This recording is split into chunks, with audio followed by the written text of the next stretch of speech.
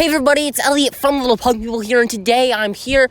We are outside in the middle of nowhere. I'm here with my father, and we're out here ready to do some records, talk about some records. You want to do the honors? Sure. All right. What do you mean, I start it off? Yeah, you start off your list. Okay. Could you hold this for me for a minute? Yes.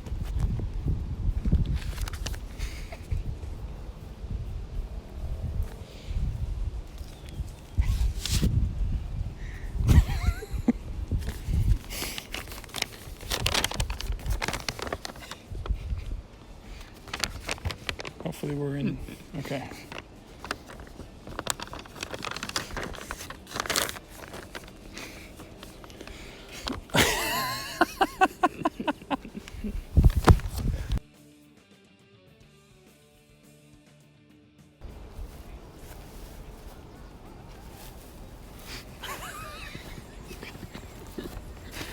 Okay.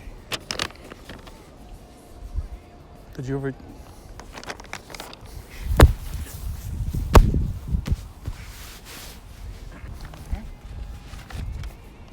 Hey everybody, it's Elliot from Little Punk People here, and today I'm here with my father.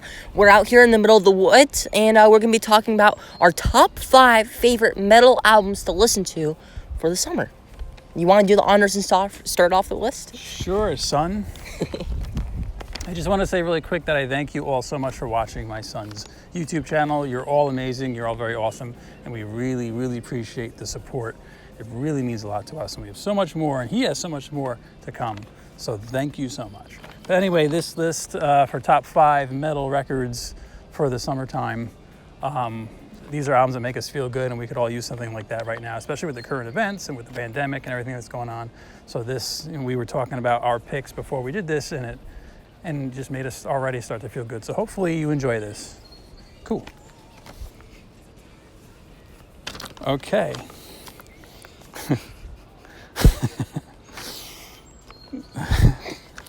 So for my Christ. Okay.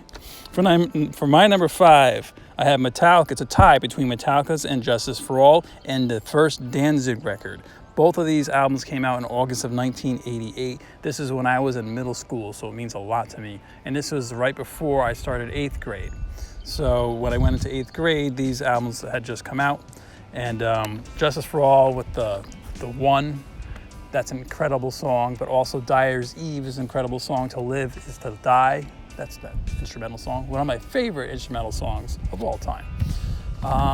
Blackened, awesome record. And then the first Danzig record needs no introduction, really. It's just incredible. Mother, Twisted Cane, all of it, really. But another thing for me is from being a kid, when I was way into Metallica, they were always wearing Misfits shirts and Sam Hain shirts, and they started wearing Danzig shirts when Danzig came out. And to me, Danzig was like really awesome. So it was just exciting watching the two of them grow from there. And that's why I have them both tied. But I also just want to really quick mention the Danzig Lucifuge record that came out in June of 1990. That's also a great one. But anyway, yes, Metallica and Danzig. Justice for All, the first Danzig record, my number 5. Great picks. My number 5 is a tie with Houdini from the Melvins and Kiss, the very first Kiss album. I know what you're thinking, Kiss is not metal, but to me, that is the band that got me into metal. It was my entryway. And it was the very first live concert I ever went to as well. And whenever I listen to that album, it always brings me back to when I was younger. I'd hang out with my friends at the park. And then also you have the Houdini album, which I'm going to get into right now. It is, I don't know why, but whenever I listen to it, it gets me in the mood to do productive things on this planet and get excited for summer. So number 5 is a tie for Houdini of the Melvins and the very first Kiss album, Kiss. Nice.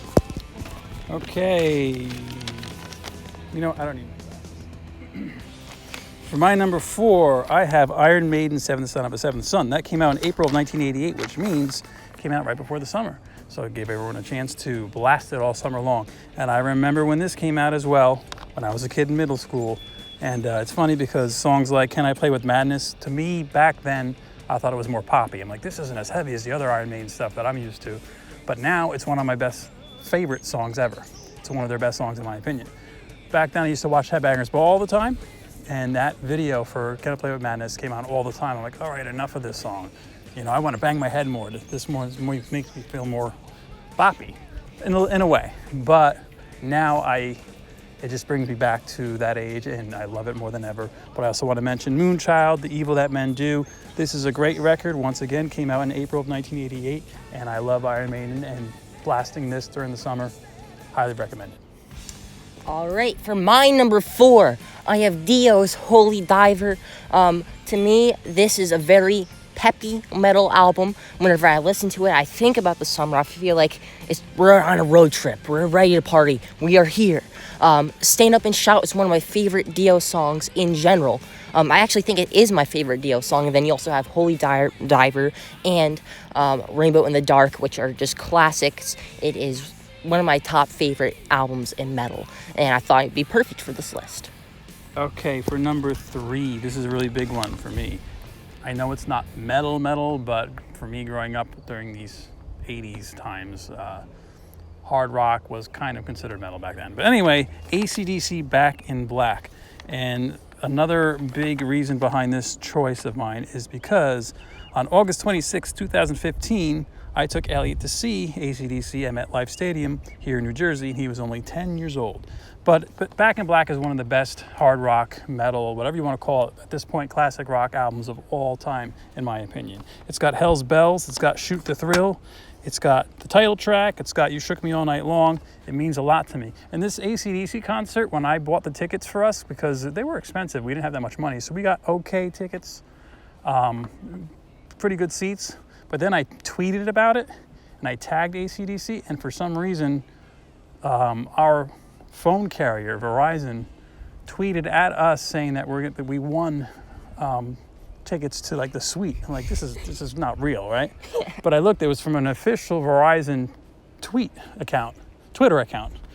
And I'm like, okay. They said, so messages from here, and I messaged them, and they said, we're going to give you 4 free tickets to the suite, VIP, blah, blah, blah, free food. I'm like, this is crazy. So I held on to our tickets anyway. I didn't sell them, our original tickets, just to make extra sure that this was legit.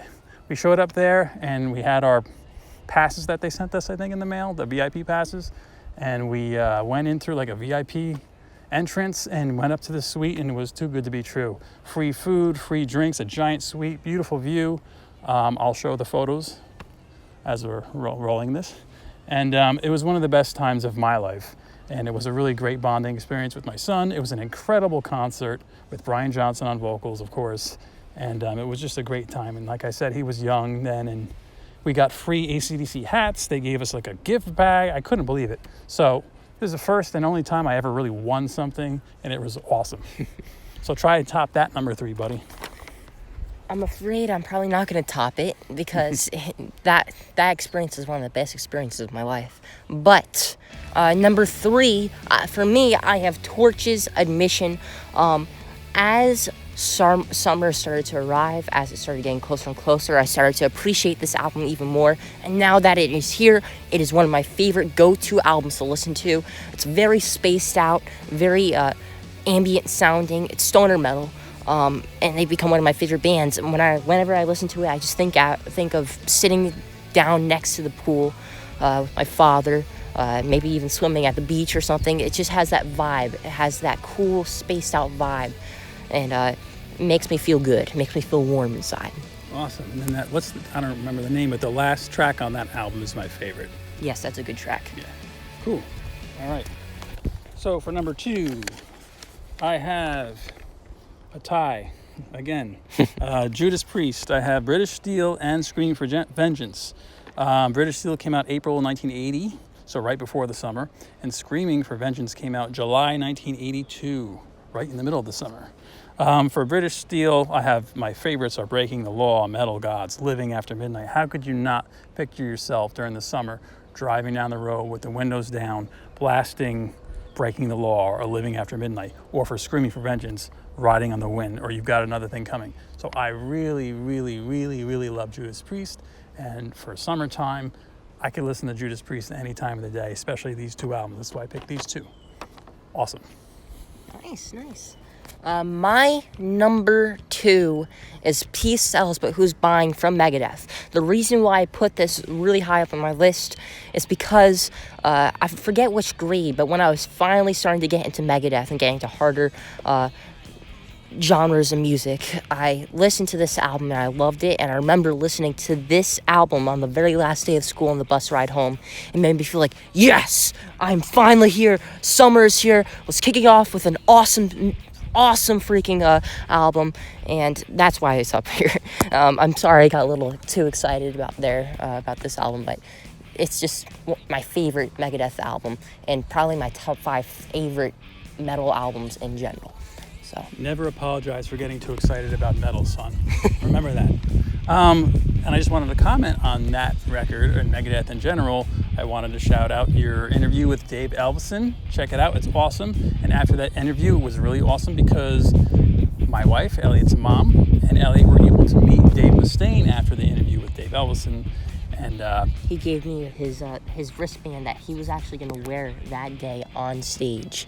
And it was an incredible experience because he saw my old, I had a 2016, from the very first time I saw Megadeth, I had a 2016 wristband that said Megadeth on it. And he's like, you need a new one. And then he took it off his wrist and gave it to me.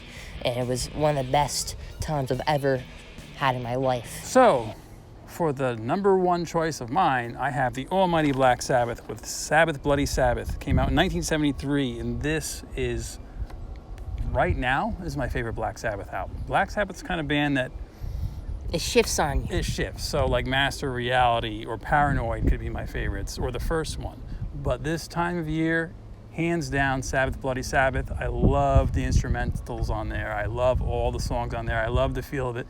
It's got more, I don't know, catchy, I don't want to say this, but upbeat feel to some of the songs compared to the previous Black Sabbath records. 100%. That instrumental song Fluff is just incredible. The song Looking for Today is just incredible. The title track, of course, opening the album is incredible. Spiral Architect is an awesome song, one of my favorite Black Sabbath songs. So I picture driving or hiking or anything, or even flying, and listening to this record, and it is perfect. So Black Sabbath, Sabbath Bloody Sabbath, number 1, highly recommended listening for the summertime. All right, this might be a little surprising, but my number 1 is also Sabbath Bloody Sabbath from Black Sabbath. Everything he said, I 100% agreed with. Looking for Today is my favorite Black Sabbath song. I think I can say almost confidently. Whenever I listen to Ozzy's voice, it makes me feel warm. I know I just said that about Torch, but Ozzy's voice truly just makes me feel good. I don't know what about it, but that album, like Dad said, it feels a little more upbeat, especially Spiral Architect, the beautiful interlude at the beginning, and then it goes into the song. I've always said I loved it when bands do that. Sabbath Bloody Sabbath, my number 1. And I like how you mentioned how his voice itself just makes you feel so good, because when I was your age and even younger, Ozzy was one of my favorites, and even just seeing pictures of him in heavy metal magazines that I would buy just made me feel better about life. Watching the videos, getting the albums. Well, that age, I was getting the Ozzy Osbourne cassettes. But he's one of my favorite singers of all time. And yes, just listening to his voice, I don't know what it is, it just gets right into me, right to my soul, right to my bones. So, nice insight there, buddy. Okay. And I also wanted to mention that my favorite vocal melodies of all time are all on that album. Looking for Today, that's one of my favorite vocal melodies ever. It's just perfect, and Spiral Architect is perfect. Sabbath Bloody Sabbath is almost perfect. I just wanted to mention that. Yeah, awesome. Okay, so we're gonna do a couple of honorable mentions. Okay, so I wanted to mention. Okay, these, I know they're not really metal, but when I was a kid growing up, once again, a lot of these bands fell into the same category of just generally metal. So I wanted to mention Def Leppard and Kiss. Look, growing up for me, Kiss is one of the first bands I got into or knew as long as I remember. I could have been 3 or 4 when my mom was showing me them on the TV, and we got the cassettes, so they go way back for me. But anyway, and everyone had, like I said, Kiss posters on their wall and the makeup and everything. So you got to take it back to, I was born in '75. You got to take it back to like late '70s, early '80s. Kiss was awesome. Okay. So anyway, Kiss could be any of their albums. Alive 2, Love Gun, the first record, Destroyer, Dynasty, Lick It Up, even Animalize, Crazy Nights. I don't care. The 80s stuff, they had so many hits and it brings back so many memories for me. And Def Leppard, Pyromania, or Hysteria. I'm gonna actually make probably my own video of my own list of my top 80s hair band records. So it's gonna go over these bands, Queensryche, White Line, because I'm not ashamed of my love for all those hard rock, metal ballads, power ballad bands. They were incredible. And I listen to them now, because it's decades later, it just takes me back and I get all nostalgic about it. I listen to all kinds of metal, black metal, everything, death metal, but it's also part of my heart, is the 80s stuff. But anyway, so quick story about Def Leppard and Kiss is on Saturday, August 9th, in the summer of 2014, when Elliot was 9 years old, I took him to his very first concert, and it was the it was the Def Leppard and Kiss concert, and it was incredible. They sounded great, and I got tickets for really inexpensive prices because I got them like only a day or two before the show, so we could afford to get them. So it was in Pennsylvania, so we drove to Pennsylvania for that show, and you loved it, and it was a total blast. Our seats were perfect, and even at the end, when we were leaving, I was crying because I didn't want it to end. you almost started, I looked at your face and you were like, as we were leaving, I was like, wow, this kid will never forget this day. But so I wanted to give that an honorable mention. It's just a blast Kiss, blast Def Leppard during the summertime, because they have some really incredible feel good, just straight up party music, relax, just listen to some good rock and roll, hard rock, whatever you want to call it. And then two more quick honorable mentions are High on Fire, Death is a Communion, and of course, Motorhead, Ace of Spades. Motorhead is great music all around. Punk, rock, metal, you name it. I could still throw Motorhead into that category. And it's great party music. Lemmy is a god, rest in peace. All right, for my honorable mentions, I have a few as well. I wanted to add Judas Priest, Painkiller. To me, Judas Priest, you can almost pick any of their albums and it'll make you think of summer. Merciful Fate, I had a couple records in there from Merciful Fate. Motorhead was in there. I'm trying to think. Oh yeah, Alice Cooper, $1 Billion Babies. AC/DC, Back in Black. All those. And then there's tons of punk bands, but unfortunately, I mean, we kind of already broke the rules just a tiny bit, so I'm just going to mention them. Misfits, Bad Religion is perfect for summer. Descendants, I was going to get there. Minor Threat, Dead Kennedys, all perfect for summer as well. And Black Flag, I wanted to mention too. And also today is King Diamond's birthday, so I just wanted to say happy birthday to King Diamond. Happy birthday to King Diamond. And please let us know all of your favorites in the comments, because there's going to be stuff that y'all are going to write down that we forgot to mention, or that we could be turned on to something that we haven't listened to as much before, and moving forward we'll listen to them a lot more in the summer. But we really want this to make you feel good. We want it to make you feel more positive about having a nice summer and enjoying music, because sometimes the world gets crazy and the only thing you could do is just listen to music to escape it all, or just to make yourself feel better about being alive. But yes, please let us know your choices in the comments. Please follow us on Instagram at Little Punk People, or Elliot's at Elliot Fullam, ELLIOTTFULLAM. Both are Elliot's accounts, but the Little Punk People one is Elliot's and mine and my wife's account. It's like a family version. But also follow us on Facebook. Please subscribe. What am I missing? Like the video? Like this video? But yes, please we really hope you have an awesome summer. We really thank you for everything, for your support. We really appreciate you, and we really hope you enjoy this video. And most importantly, I really hope I didn't single-handedly ruin my son's YouTube channel by appearing in one of these videos. And also, stay metal.